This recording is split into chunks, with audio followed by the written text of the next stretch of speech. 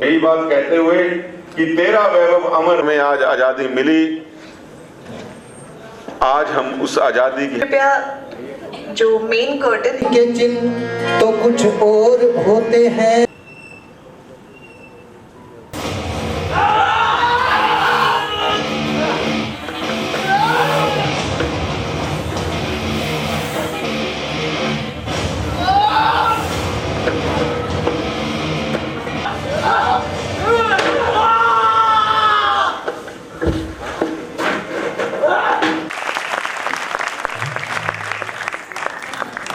आप सबका बहुत बहुत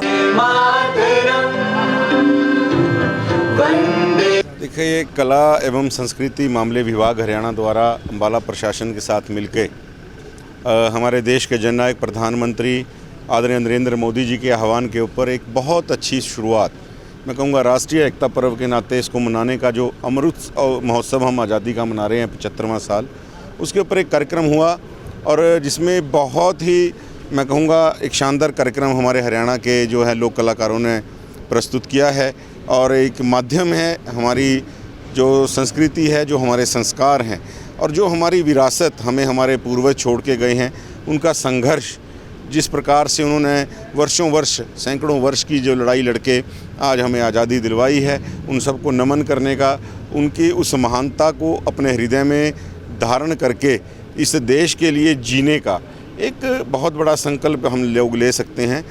प्रत्येक आदमी अपने अधिकारों की बात करता है, लेकिन हमारा अधिकारों के साथ साथ कर्तव्य भी होता है और देश तभी महान बनेगा, देश पुनः सोने की चिड़िया, विश्वगुरु तभी बन पाएगा अगर प्रत्येक आदमी अपने अधिकारों के साथ साथ अपने कर्तव्यों का भी पालन करे।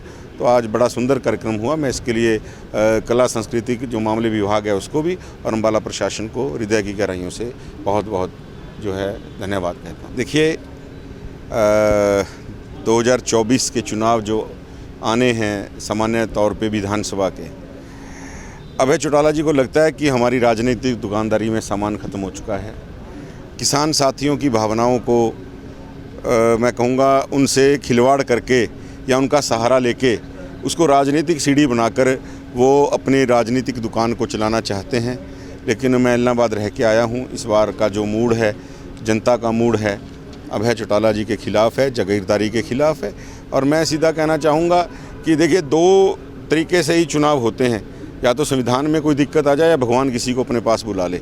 लेकिन ये तो एक इंसान की जिद की वजह से पहला ऐसा बाई इलेक्शन है जो एक इंसान की जिद की वजह से हो रहा है और जिद कभी लोकतंत्र का हिस्सा नहीं हो सकती। और आप कसम खाते हो कि मैं ऐसी असंवेदनशील जो विधानसभा है उसमें नहीं जाऊंगा जहां कानून बने हो, जबकि उनको पता है कि कानून यहां नहीं बने। कानून लोकसभा के अंदर बने हैं, माननीय सुप्रीम कोर्ट ने उनके ऊपर रोक लगा रखी है।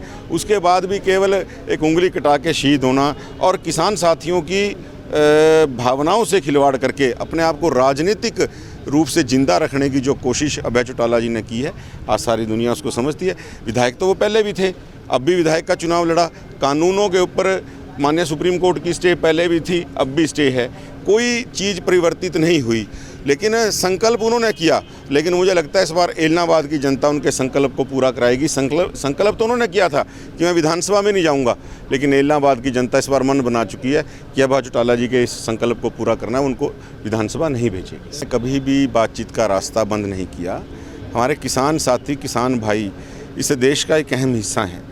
देश की अर्थव्यवस्था को चलाने का, देश का खाद्यान्न के नाते वो बहुत अहम हिस्सा हैं और सरकार ने कभी अपने बातचीत के रास्ते उनसे बंद नहीं किए।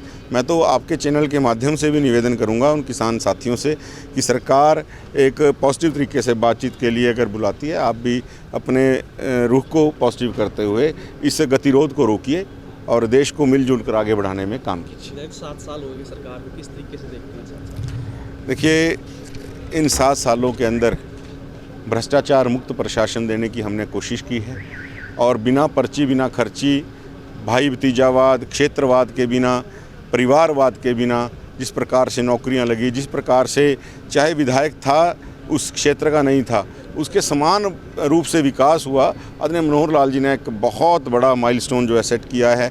ई गवर्नेंस के नाते बहुत सी चीज़ों की हमने शुरुआत की है। बेटी बचाओ बेटी पढ़ाओ के नाते जो हरियाणा कभी कलंकित माना जाता था, जहां बेटियों को कोख में मार दिया जाता था, उस नाते हरियाणा ने आज अग्रणी स्थान पाया है।